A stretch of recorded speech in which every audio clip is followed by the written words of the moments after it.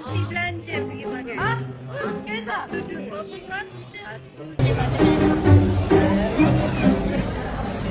Dia minta sign budak ni. Ya Allah, habis koyak buku ya. Nanti kita ambil gambar.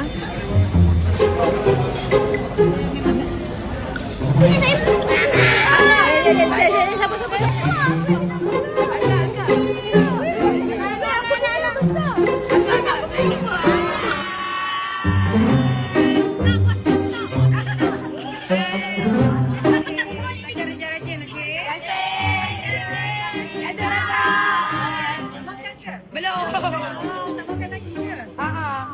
Kita dah makan. Mana kita dah duduk mana duduk? Nanti belanja pergi makan.